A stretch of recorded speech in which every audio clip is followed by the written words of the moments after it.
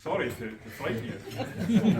Okay, we'll just keep talking. I can talk louder than you, Bob. This is true. Well, good evening, and Rotarians, friends, and fellow athletes. On behalf of President Ivan, welcome to our annual Burn Supper. The Burn Supper of the Rotary Club of Bridge of Allan and Dunblane.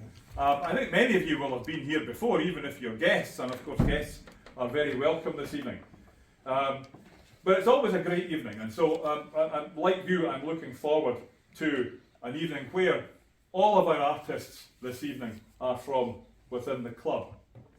Apart from Isabel, who's doing the pipes, of course, so we just don't have any pipers in the club as yet. Tonight we're going to be remembering Robert Burns through good food, good drink and good talk, surrounded by good friends and good fellowship. Rotarian Peter Holmes is going to propose the Immortal Memory of Robert Burns. Rotarian Allan Lee will propose the toast to the Lassies. And at other points during the evening we're going to hear from Rotarians Hugh McCrae, Ranald Shepherd and Peter Williams. It's strange, isn't it, that the three most Scottish nights of the year all happen at the same time, or at the same time of year. We've got Burns Night at the end of January, we've got Hogmanay at the end of December, and we've got St Andrew's Night at the end of November.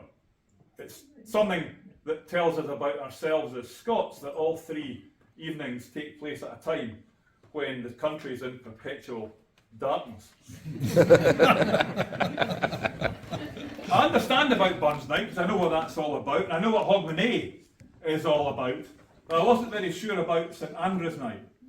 And so I turned to that source of all information, Google, and I Googled St Andrew's Night. And Google tells me that on his birthday every year, St Andrew would invite a dozen or so virgins to his room. That didn't sound entirely right, but I then noticed that predictive text had changed it to Prince Andrew.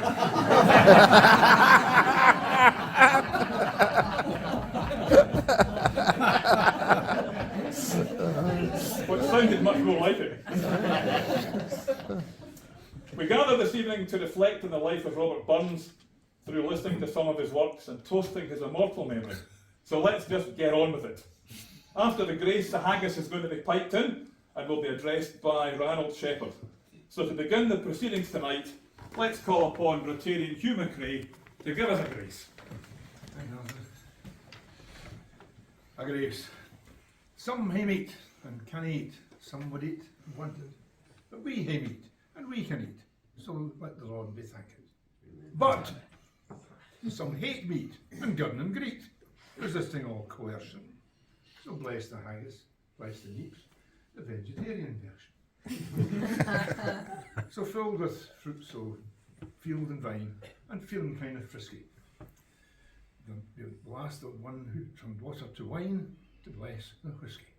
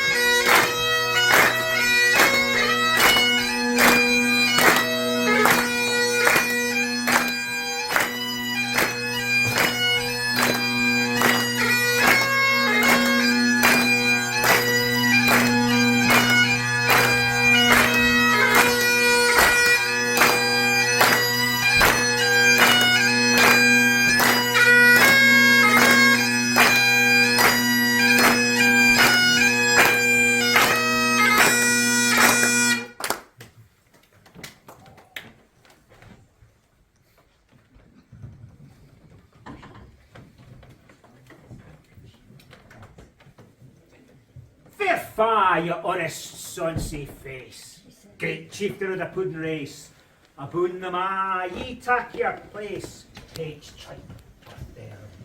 And will are you worthy, o grace, as lang as my arm. The groaning trencher, there you fill, your herday's like yon distant hill. your pin would help to mend the mill in time of need. While through your pores, oh, the dews distill like amber bead. His knife, see rustic labour decked, and cut you up where any slecht, trenching your gushing entrails brecht, like ony ditch. Oh, then what a glorious sight, wahan, reeking, rich. Horn for horn they stretch and strive, they'll take the hindmost on they drive, till all their wheel-swelled kites belived are bent like drums, and all good men mayst like to rive. Bethanked hums. Is there that hour of French ragout, or ollie all that would stow a sou, or fricassee that would mak her spew, when perfect scunner looks down with sneering, scornful view on sick of dinner. Poor devil, aye, see him, her is trash, as feckless as a withered rash, his spindle shanks a good whiplash, his knee a knit, through bloody floods or fields to dash, ah, how unfit. But mark, the rustic, Haggis fed, the trembling earth resounds his tread, clap in his wally knee a blade and he'll mack it whistle, and legs and arms and heads will sned like taps of thistle. Yet powers will make mankind your care, and dish him out bill of fare. All Scotland wants nae skinking ware that jumps in luggies.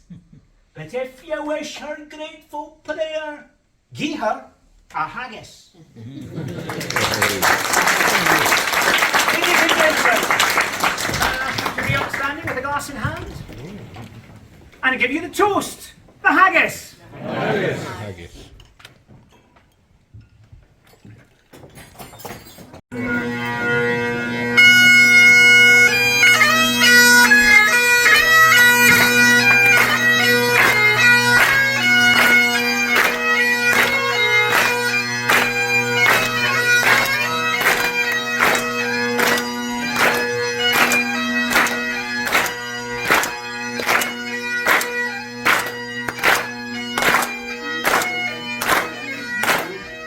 Peter Holmes. For those of you who don't know Peter, it's going to be immediately obvious that he doesn't come from around here. He comes from a faraway place known as Allan. Growing up, Peter led a sheltered country life, in studying and communing with nature. And so, after he moved to Scotland, he was in a bar one evening, and I did say he came from Ireland. He was in a bar, and his heart was gladdened because through the door came two men pulling a horse. Peter was surprised but happy to see the horse because, of course, he'd grown up with horses in Ireland. But he was even more surprised when the barman leapt over the bar and went up and addressed the horse. "No, no," says the barman, "you've been told before. You can't come in here with trainers."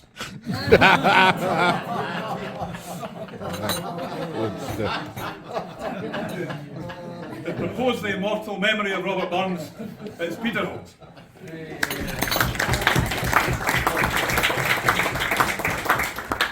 Thank you, Alistair. Well, 21st of July, 1796, a 37-year-old man, young fella, employed as a collector of excise, spent most of his time on a farm, died in Dumfries. Now, I wonder who that could have been.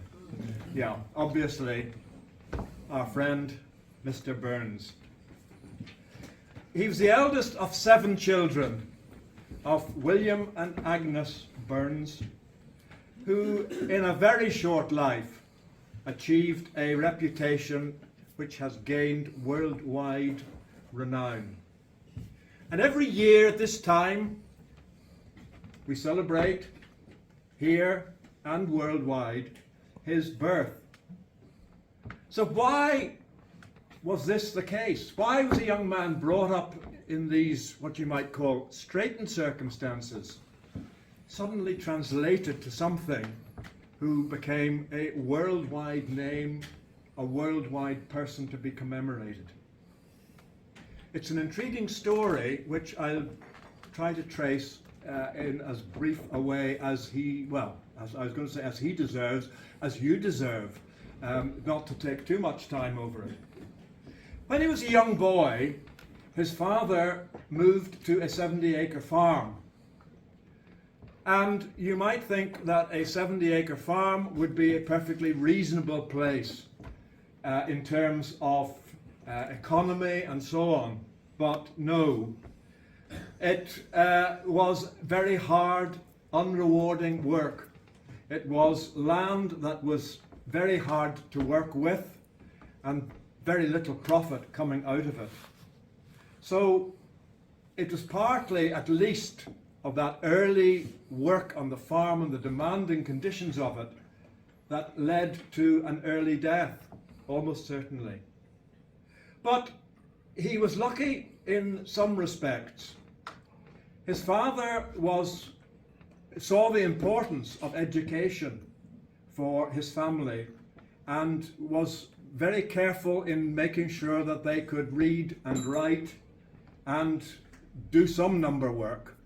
And Burns was fortunate in that slightly later his father involved a young man, John Murdoch, who was a very skilled tutor who brought language and literature to Burns and was obviously a considerable influence on him. But the second regard in which he was particularly fortunate was his mother.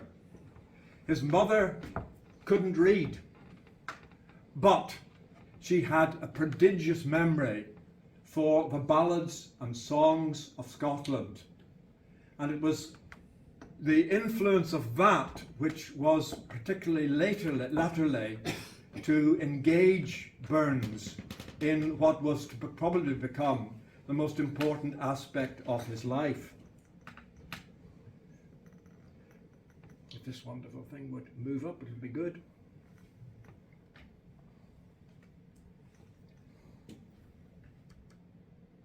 Sorry.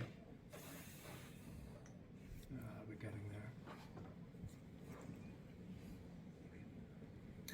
Sorry, I just need my quotations.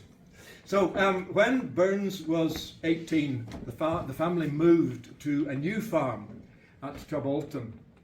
And Burns, a little bit later, wrote as follows about the commitment that the farm was demanding on him. So I must toil and sweat and moil and labour to sustain me, oh, to plough and sow, to reap and mow. My father bred me early, oh. And it was in the course of his farm work that he came across his first romantic attachment, which was to a young lady at harvest time. And he wrote about this a little bit later in life, and he said, I never had the least thought or inclination of turning poet till I got once heartily in love, and then rhyme and song were the spontaneous language of my heart. When he was 21, and with a growing sense of independence and very much against his father's views, he and his brother Gilbert formed the Torbolton Bachelors Club. One of the conditions of membership of this club was that members must be a professed lover of one or more of the female sex. A requirement that Burns throughout his life had no difficulty in fulfilling. And then, more importantly, from his professional, as it were, career, the following year he joined the Masonic Order. And that was to be a very important move for him, because it gave him the first involvement with a brotherhood, but it also involved him with people who had notable status in the community. And these contacts were to be a very important part of his early career and success as a poet.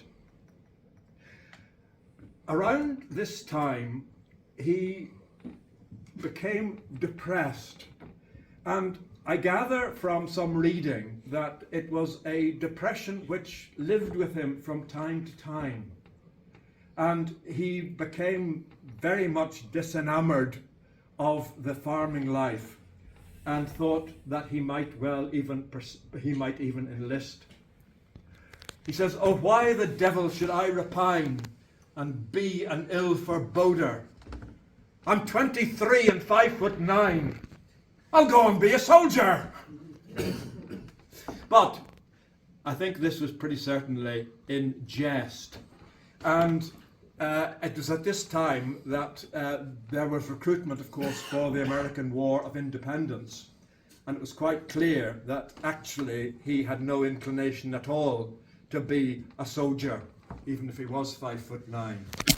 He wrote at that time,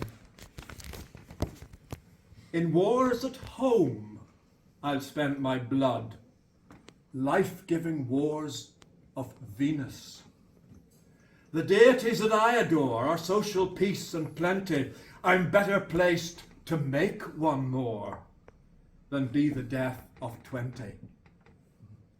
It's an early indication of that radical streak which he had and his wry sense of humour, which he often expressed in mock epitaphs, as on one of the Laird of Boghead, who said, Here lies Boghead among the dead, in hopes to get salvation. But if such as he in heaven may be, then welcome, hail damnation." A year later, and obviously thinking a little bit more about poetry and becoming a poet, he created a commonplace book and started recording some of his poems. Less than a year later, his father died, and he and his brother Gilbert moved to a farm at Tarbolton, from Tarbolton, and moved to Mosgiel. And it was here, as a very young man, that he had his first, what one might describe as fertile relationship with a young lady. And it was also just at that time that he met Jean Armour, who was to be his paramour one way and another over the next 11 years. But relationships with young and older women were to be a preoccupation, one might say an obsession, with Burns. Recording all his amours and conquests would spend most of the rest of my time, and I've decided that perhaps next year we'll have a Robert Burns, The Immoral Memory. It was his sexual behaviour that brought him into confrontation with the church, needless to say. And it wasn't long before he was called forward to what he called the poacher's court, where he had to sit on the cutty stool in front of the congregation and acknowledge his wrongs. But he had an idea perhaps that he might get his own back just a little, and he scribed that wonderful poem, Holy Willie's Prayer, in which, with real artistry, he approaches not a criticism of Holy Willie in any direct way, but allows Holy Willie to reveal himself in his true colours. And he goes on having, in a sense, boasted of himself as a wonderful member of the church, to reveal really his true self when he says of his behaviour to young women, "But yet, O Lord, confess I must, at times I'm fashed with fleshly lust, and sometimes too in worldly trust vile self gets in. But thou remembers we are dust defiled with sin. O Lord, yestreen thou kens we meg. O thy pardon I sincerely beg. O may it never be a living plague to my dishonour, and I'll ne'er lift a lawless leg again. Besides, I farther must avow, we Lizzie's lass, 3 times I trow. But Lord, that Friday I was fou when I came nearer, or else thou kens thy servant through would never steer her." It's surprising perhaps that the poem was actually never published in Burns' lifetime. I'm not sure whether he felt that it was too much of an affront to the established church, but in any case, there were manuscript copies that circulated, and probably that did the rounds fairly well. And it was in the face of the criticism from the church that Burns faced up to the birth of his first daughter in a poem which is delightfully entitled "A Welcome to a Bastard Wean, a Poet's Welcome to His Love-Begotten Daughter." Meanwhile, he was getting to grips with the local gentry and was doing what he could to bring them into his circle by writing them poems, little epigraphs, little poems which would give them some sense of their worth, as it were. But he did fear that his ambition perhaps was somewhat unrealistic, and he wrote, "If I'm designed for lording slave, by nature's law designed, why was an independent wish e'er planted in my mind?" And in that sort of rather depressed mood, he went on to write the poem which was "Man was made to mourn, a dirge." And it's not a wonderfully memorable poem in itself, with the exception of 2 wonderful lines with which he almost concludes. "Man's inhumanity to man makes countless thousands mourn." One of those inevitable lines of Burns that has resonated throughout time. And in the midst of this uncertainty, his young brother John, who was only 16, died. And within a month, Burns had created one of his most beautiful poems, the poem "To a Mouse." And in that he reflects, in the early stages of it, on the impact of humankind on the animal world. He was very much ahead of himself in that sense of the relationship, that balance of relationship. And he says, "I'm truly sorry man's dominion has broken nature's social union, and justifies that ill opinion which makes thee startle at me, thy poor earth-born companion and fellow mortal." But he goes on later in the poem to talk again in immortal lines. "The best laid schemes o' mice and men gang after gley, and lay us not but grief or pain for promised joy. Still thou art blessed compared with me. the present only toucheth thee.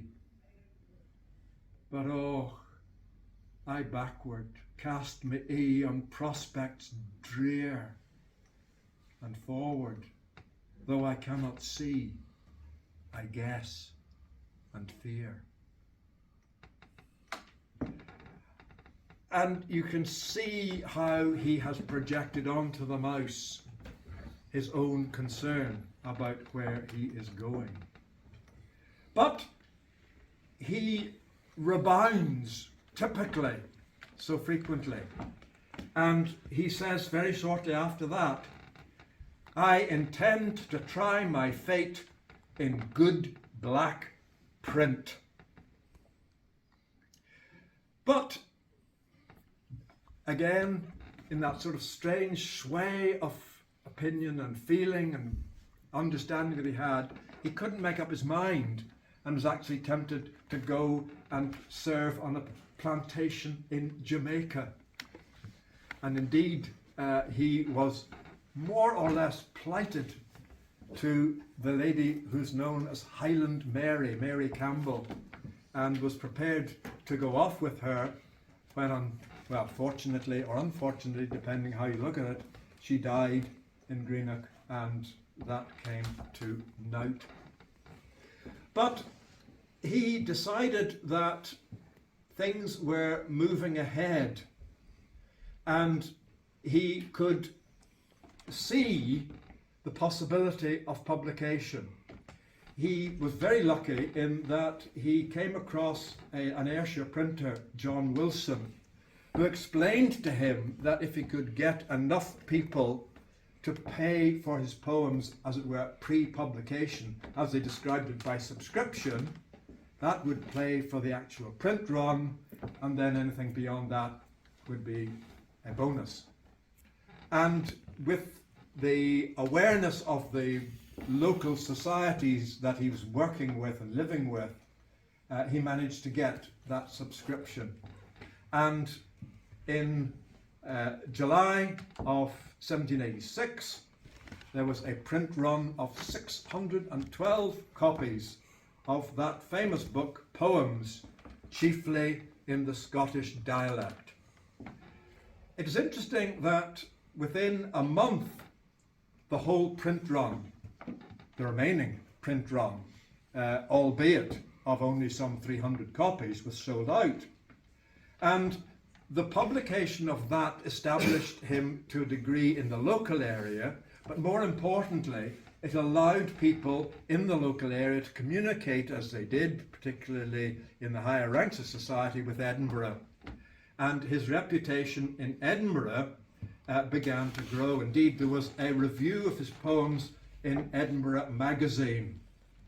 A slightly balanced review in one sense when you hear it, where it describes it as a striking example of native genius bursting through the obscurity of poverty and the obstruction of laborious life. Something slightly less than perhaps Burns was looking for. But although he still had thoughts at this stage of going to Jamaica, he borrowed a pony, sounds almost Irish, and set off for Edinburgh. And the influence of his friends around the country had created contacts in the city, and within weeks he became feted and lionized within Edinburgh, and to the extent that within a relatively short time he was invited to the Caledonian Masonic Lodge, where brethren drank the toast to Caledonia and Caledonia's bard, Brother Burns, which shows that this was the first time that he'd ever been called or referred to as a bard. But there was a sort of, what would you say, lacking, cruel side to the acclaim of that. because he was seen as something like a curiosity, as one described a ploughman who could quote Hamlet. So in April 87, he published a second edition of his poetry in Edinburgh. The poem most notable in that was the one we've heard already this evening, To a Haggis. And this print run was of 3,000 copies, which was really quite an extraordinary achievement at that time. And they sold really rather quite quickly, to the extent that it brought Burns a degree of financial independence that he had never had. And by coincidence, at that time, he came across James Johnson, a very important name to Burns. Johnson was a collector of Scottish folk songs and poems, and this enthused Burns enormously. I suppose it was resonating again with his mother and the folk songs and tales that she was able to recite, and he effectively made this basically the time, or the job, the task that he was to fulfill. He toured Scotland, a great deal of Scotland, and collecting all of these poems, many of them that he rescued, he rewrote, and they became familiar. He also, at the same time, wrote some other poems in the course of his journeys. But you know, the poems such as "The Red, Red Rose," "Oh, my love is like a red, red rose," "Flow Gentle, Sweet Afton," and "John Anderson, My Joe," all of these came forward at that time. And he gathered a huge number of these poems and songs. And if you look through his works, you'll see that nearly all of the not long poems are set to music. There is a tune which is ascribed to it, and people would be expected to either sing it or to keep that sort of rhythm going in his way.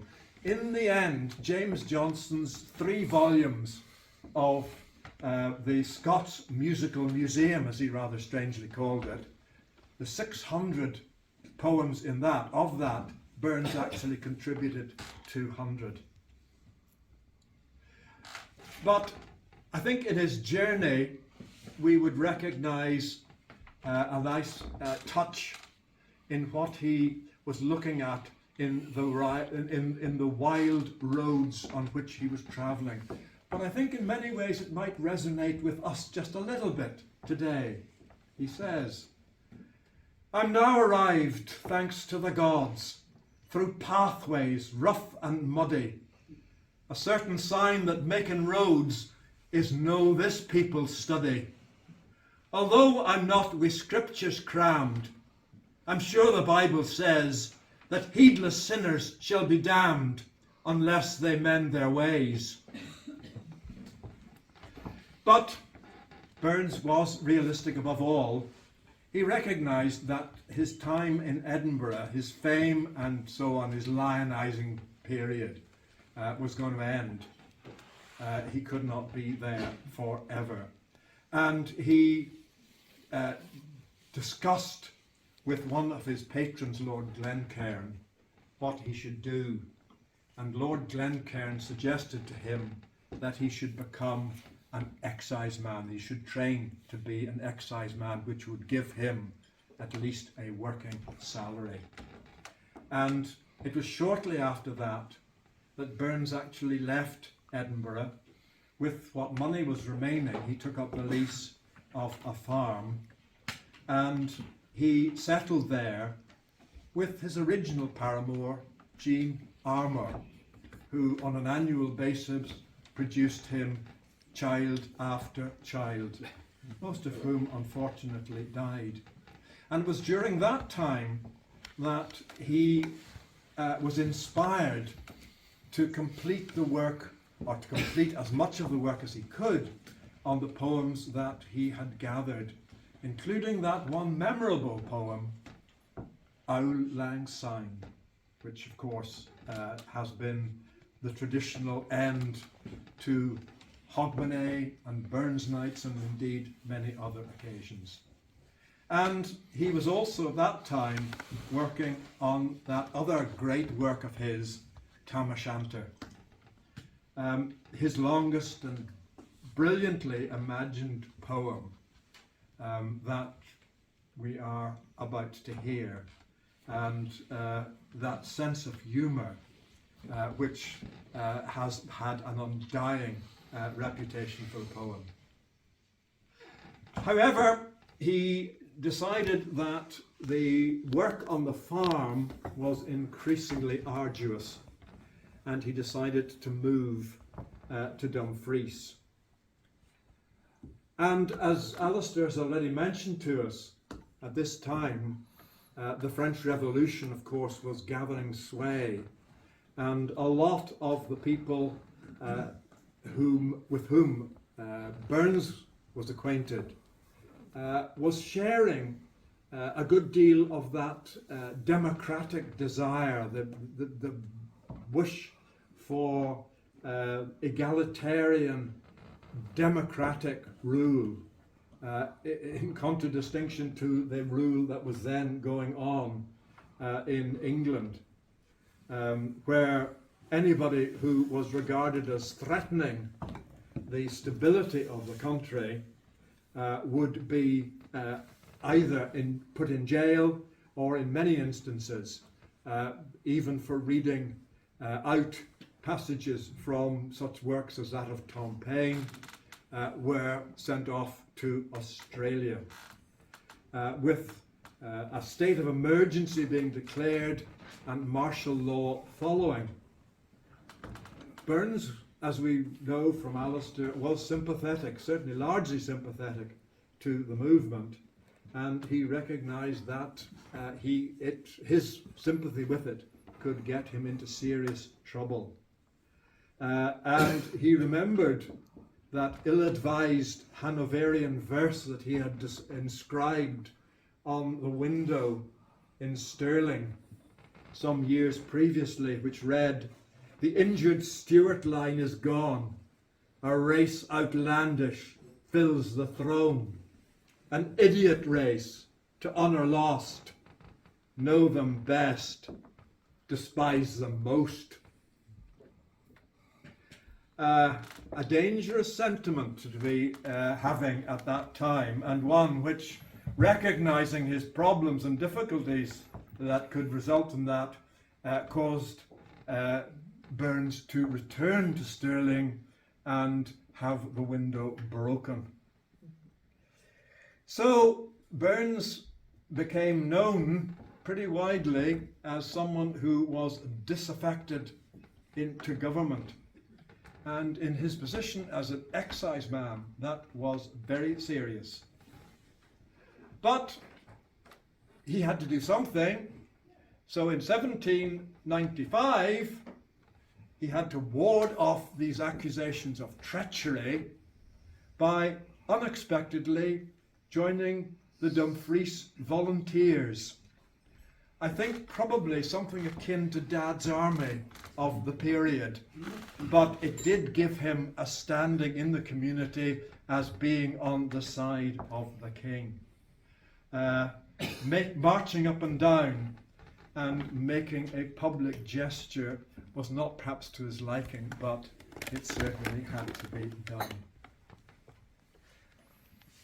But interestingly, at much the same time, and suffering at this stage with a very debilitating illness, he started drafting and then circulated the poem of inestimable equality and fraternity, "A man's a man for a' that,"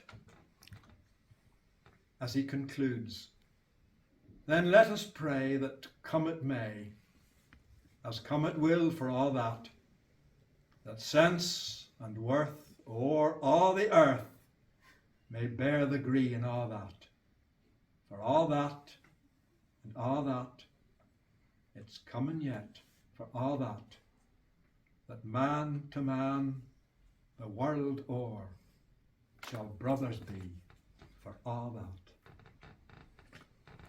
that.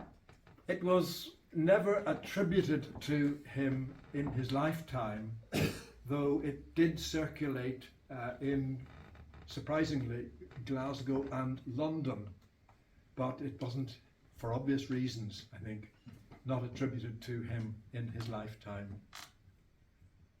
And unfortunately, the following year, in July 1796, Burns died.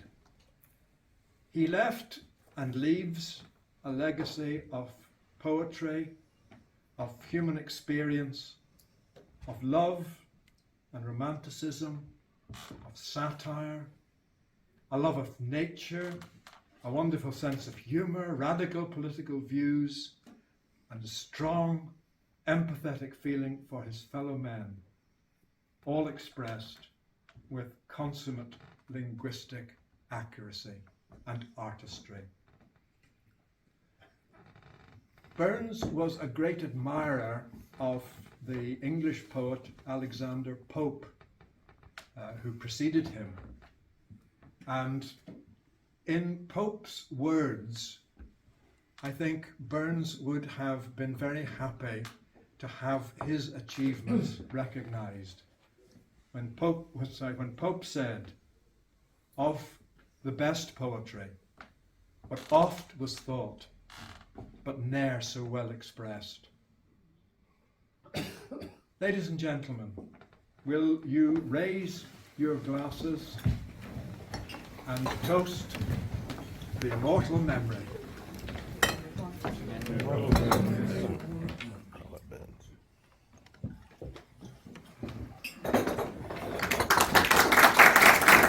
Lee, like Peter, Allan isn't a native of Dunblane. I'm sure he's a native of somewhere, but not certainly of Dunblane. A couple of nights ago, Allan was at home and his wife Laura shouted from the bedroom, says, "Do you ever get a shooting pain across your chest like someone's got a voodoo doll and they're sticking pins in it?" "No," says Allan. "What about now?" says Laura. They propose to toast to the Lassies.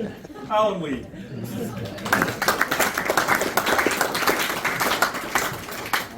Indeed. Thank you very much, Alistair. Well, ladies and gentlemen, it's thanks to my friend Russ that I'm standing here today. He captured me at the bar as I reached out to pay. He said, "I have a job for you, and you've 12 weeks to prepare." I thought, my God, he wants his toenails clipped, or to help to dye his hair. Now, a toast that's for the ladies. Lord, wherever will I start? He said, "There's nothing rude and nothing crude, something from the heart." So I scratched my head and I searched my soul. I wasn't getting far. It seems that Russell's harsh restrictions took out half my repertoire. Anyway, oh the bard, he loved the ladies. I know how they loved him back. Seems that poems all it took those days to get them in the sack. No wonder he liked writing of the love that hid within, which explains his suave and healthy look and how he kept so thin. If only it were like that now, in prose I would immerse, grabbing every chance I could each day to nail another verse.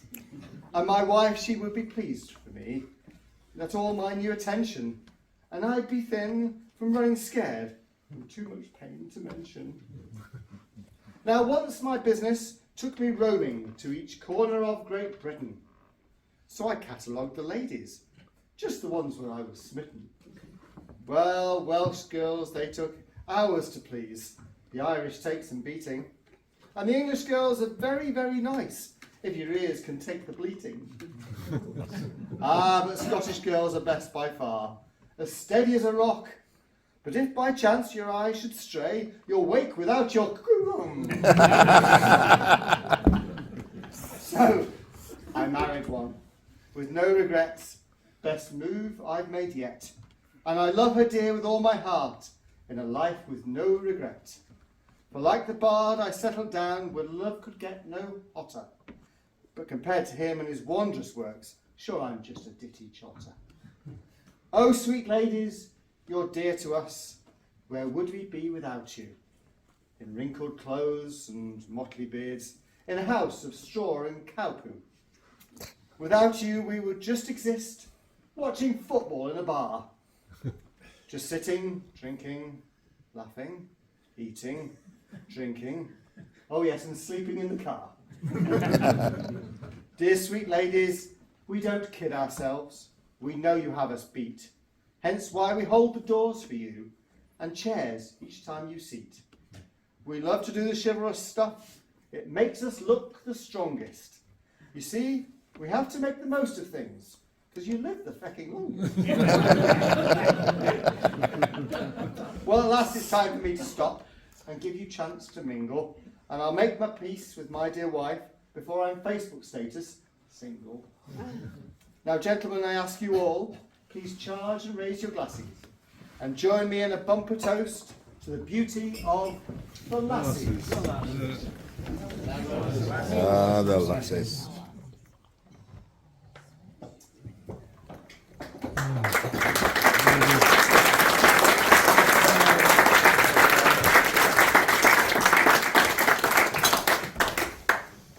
Well done, Alan. That was very good, and in rhyme as well. I always thought Russell died this year, but that's a matter for later. Normally in the order at this point we would have a reply from the Lassies, but you'll notice it's not on the order this evening, and that's because, quite frankly, we couldn't find anybody that was prepared to stand up and do it.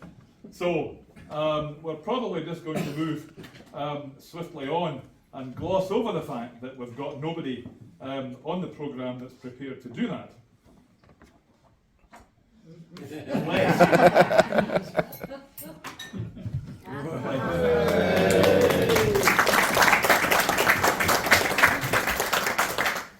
Oh dear. I'll begin by saying nature abhors a vacuum. So, when I learned that there was indeed no Lassie's reply, I thought, tough. But I like coming to the bone suppers here, and the speeches, particularly the toast to the Lassies and the Lassie's reply, is one of the things that I really liked. So, ladies, I'm sure you'll understand when I thought I could not turn down the opportunity to have my say, to have our say. Really, to say this is last minute is an exaggeration. I have no PowerPoint, and I didn't have 12 weeks, and it doesn't rhyme. I literally have before me a piece of paper from my notebook, because I sat on the sofa. I was already ready. I was waiting for Ranald to kilt up. Obviously, I did start to get ready before him. So while I was waiting for him, obviously, I didn't know quite how long he was going to take, because I didn't know how much he would be putting on, if you get my drift later. However, while I was sitting on the sofa, I was doing, as you can imagine, I was thinking, I'm not taking this huge big handbag with me. I'm going to take a little handbag with me. So I was taking things out of my big bag to put them in the little bag, and I lifted up my notebook. And that's the point where I thought, let me see if I can come up with something. So please bear with me. It doesn't rhyme, and it really is just a few notes, but I hope it fills that vacuum. I'll start by saying, well, well, well, gentlemen, you've gone and done it again. Proved that you need us.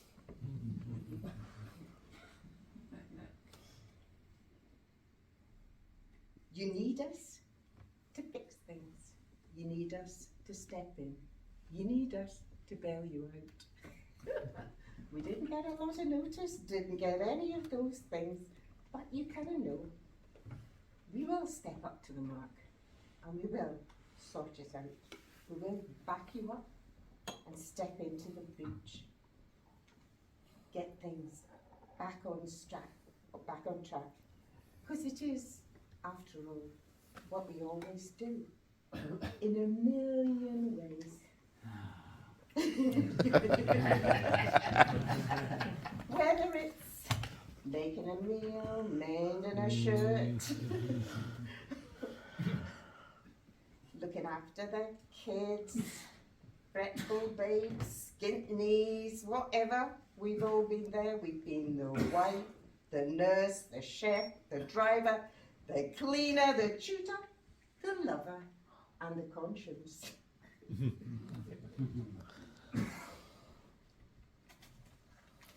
If I compare you all to Burns, I would have to say that Burns, I haven't always been impressed by Burns. I think he's a bit like yourselves, a bit naughty.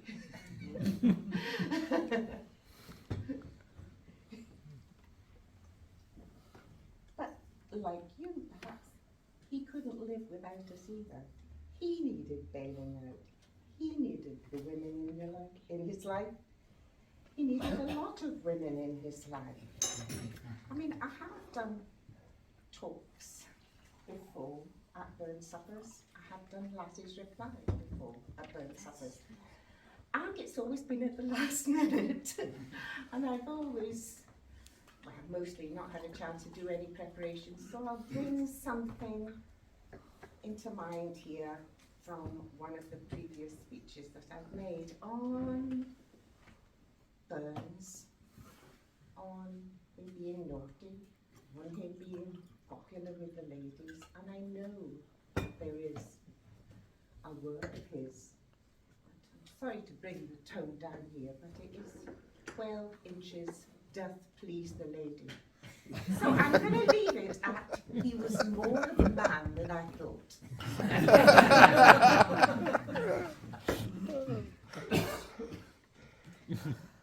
I've gone on about all the things that we do for you, all the times that we multitask.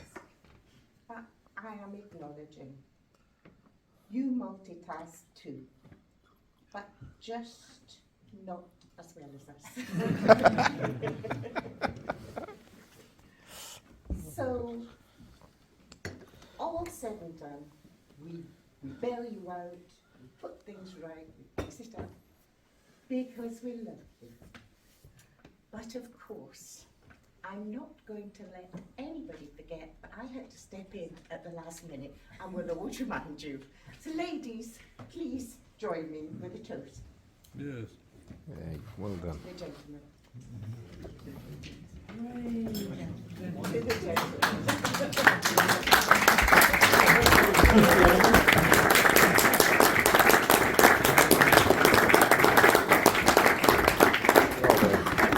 Okay.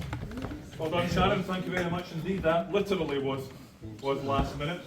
I was listening to what you were saying there, and it brought back something I'd forgotten, which is that Ranald had said to me previously, a few months or so ago, that one of the surprising aspects of marriage to Sharon, whom he does love dearly, was that having married Sharon, what he acquired in the car was a little helper. Now, he hadn't realised that he needed a little helper in the car, but having acquired his little helper, he now wonders how he ever managed to know when it was time to change gear, or how he managed to avoid other road users, but in particular, how he ever managed to get away from traffic lights without being reminded that the lights had turned from red to green. We should all have a little helper in the car, and perhaps some of us do.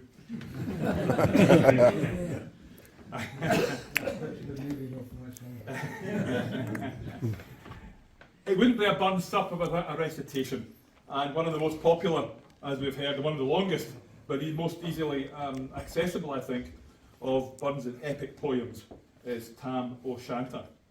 This evening we're going to hear from Tam o' Shanter.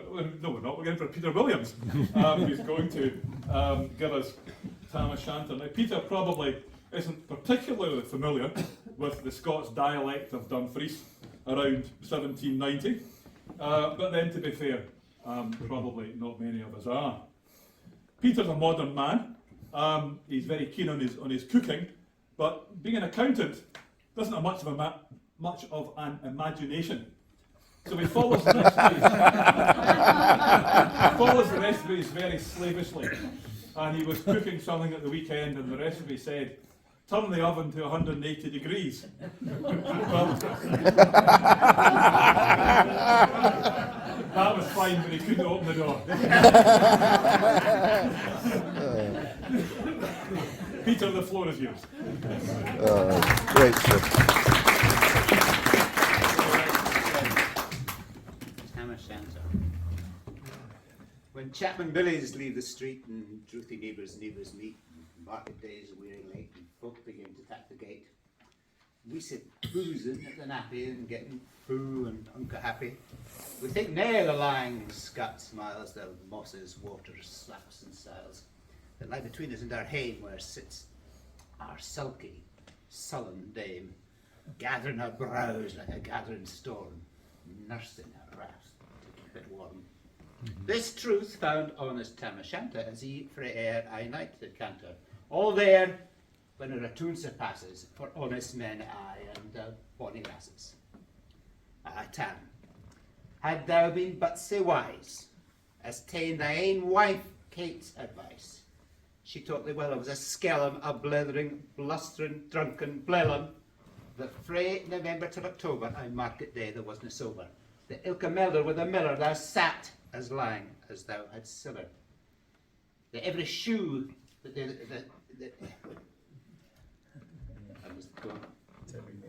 that every naig was kaid a shoe on the smith and thee got row and full. That at the Lord's house even on Sunday thou drank with Kurt and Jean till Monday. She prophesied that late or soon thou would be found deep drowned in Doon, or catched with warlocks in the murk by Alloway's all haunted kirk. Ah, gentle dames, it gars me greet to think how mony counsels sweet, how mony longturned sage advises, the husband for the wife despises. But to our tale, our market night, Tam had got planted and uncle right, fast by an ingle bleezing finely, with reaming swats that drank divinely, and at his elbow suitor Johnny, his ancient trusty drouthy crony.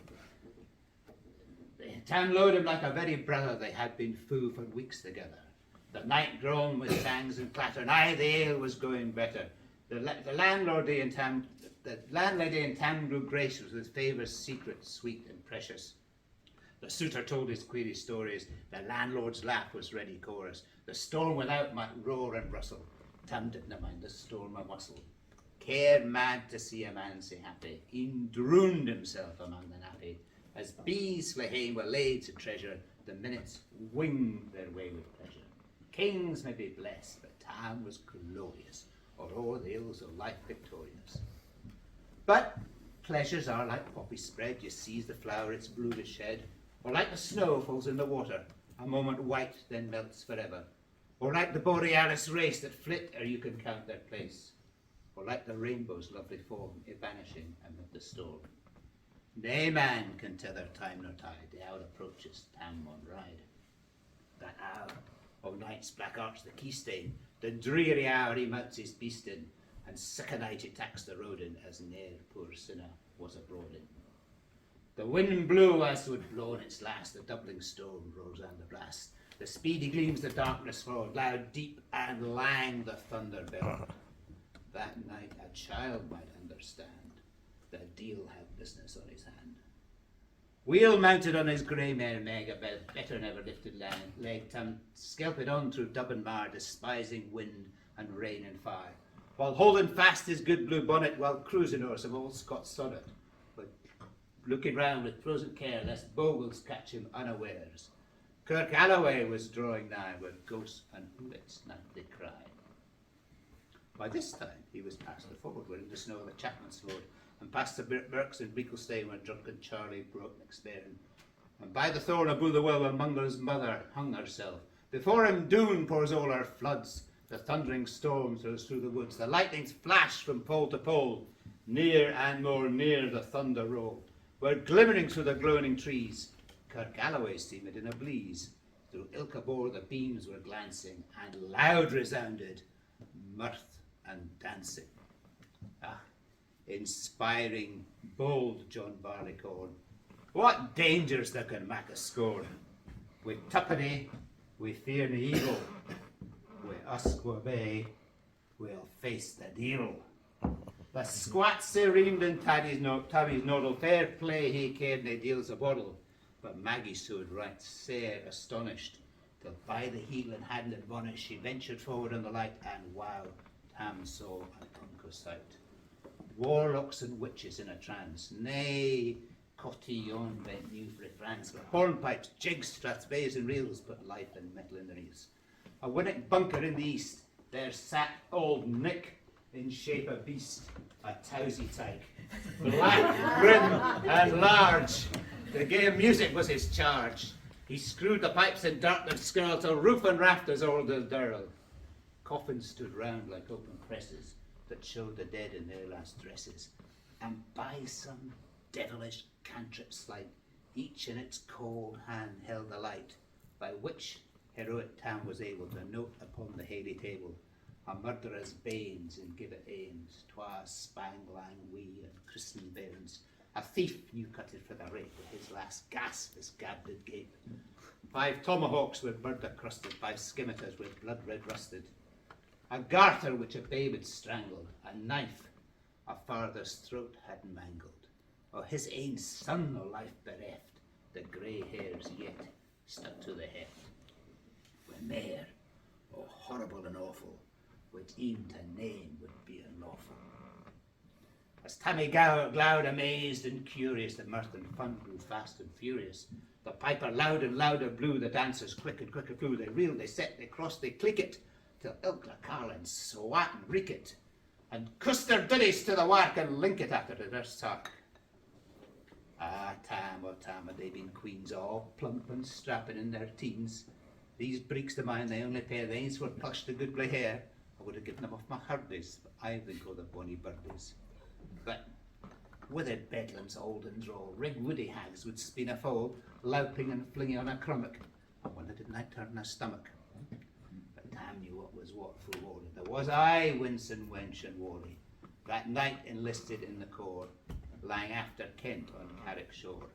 For mony a beast the dead she shot, and perished mony a bonny boat, and spake both meikle corn and beer, and kept the countryside in fear. Her cutty sark of paisley harn, that while a lassie she had worn, in longitude of fairly scanty, it was her best, and she was vanity. Ah, little Kent, thy reverend granny, that sark she caught, but her wee nanny, with 12 pound Scots was all her riches, would ever grace a dance of witches. But here, my muse, her wings man cower, such flights are far beyond her power, to sing how Nanny lap and flang, a supple Jude she was and strang, and how Tam stood like een bewitched, and thought his very een enriched. E'en Satan glowered and fidged full fain, and hift and pooh with might and main, till first I caper sin another Tam tint his reason altogether, and yells out, "Well done, Cutty Sark!" And in an instant all was dark, and scarcely had he Maggie rallied, when out the hellish legion sallied, as bees without with angry fight, when thundering herds assail their dyke, as open pussy's mortal foe, where pop she starts before her nose, as eager runs the market crowd, when "Catch the thief!" resounds aloud. As Maggie runs, the witches follow, with bonny and eldritch screech and hollow. Ah, Tam, oh Tam, they'll get thou ferrin, in hell they'll roast thee like a herring. In vain thy Kate awaits thy coming, Kate soon will be a woeful woman. But do thy speedy utmost, Wig, and win the keystane of the brig, for at them there thy tail may toss, a running stream they darena cross. but ere the key stain she could make, the faint a tail she had to shake. For Nanny, far before the rest, hard upon noble Maggie pressed, she flew at town with furious ettle, but little was she Maggie's mettle. I springboard off her master hail, but left behind her ain grey tail. The carlin, caught her by the rump, had left poor Maggie scarce a stump. Now, wha this tale o' truth shall read, ilk man and mother's son tak heed, whene'er to drink you are inclined, or cutty sarks run in your mind, think ye may buy your joys our dear. Remember Tam O'Shanter's mare.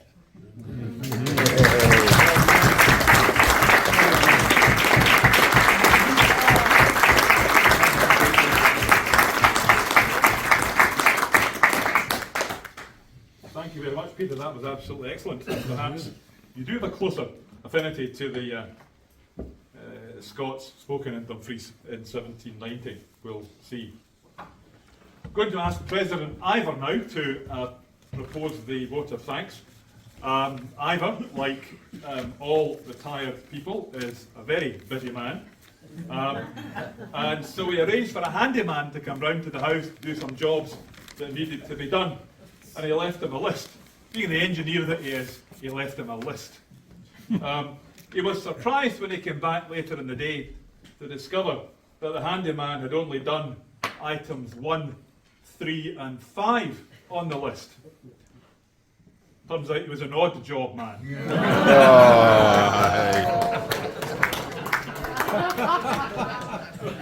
President Ivor. Ladies and gentlemen, fellow Rotarians, a Burns supper heralds an evening of food, singing, poetry and copious amounts of whisky.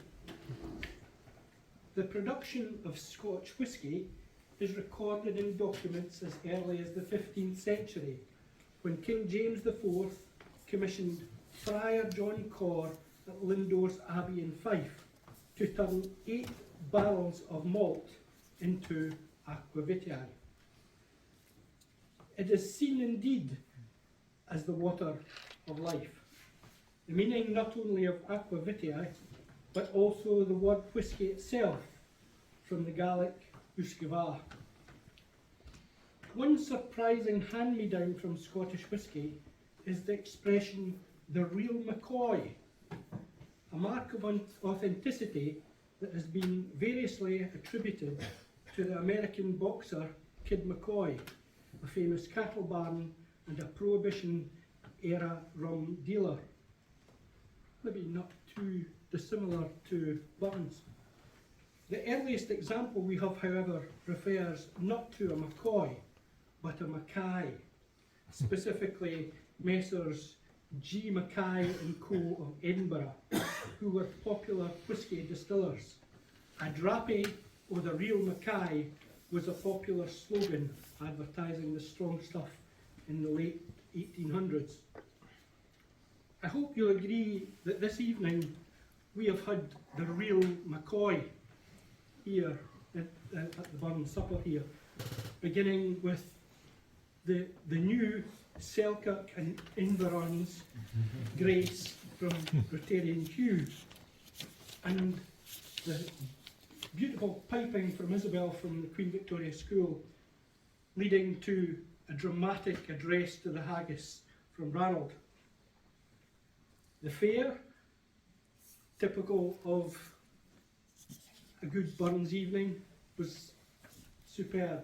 I hope you agree.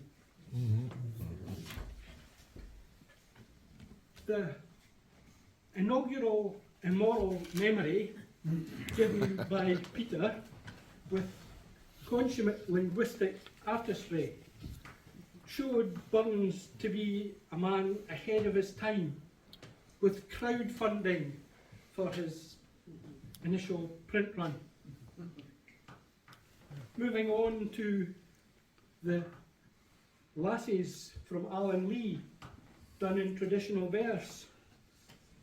Russell could have given him a harder challenge had he been giving this in Japan, where he could maybe have to do it in haiku. And then Sharon stepping up to the breach to give this a consummate toast to the laddies. And then to round off the evening, a highly entertaining tam o' shanter. Perhaps very appropriate choice given the recent weather we've experienced. Ladies and gentlemen, can you please be upstanding and have a final toast to Rotary International and Rotarians throughout the world.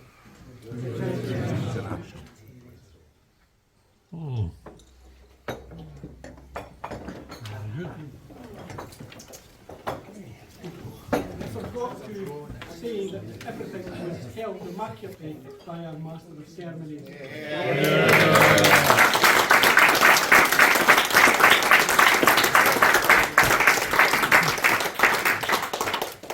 I thought you were going to tell us all about the real Mackie rather than the real McCoy. I think you missed an opportunity there, Ivan. You can do that yourself. Very much. The final part of the evening is always, from my point of view, I think, where we have no singers. The worst part of the evening, because it says in the order here that we're going to finish with Auld Lang Syne, which is exactly what we are going to do. However, I for one am not going to set you off singing. I'm happy to count you in, but the evening will finish, I think, with a rendition of Auld Lang Syne. I suspect that we would be upstanding for this. Yes.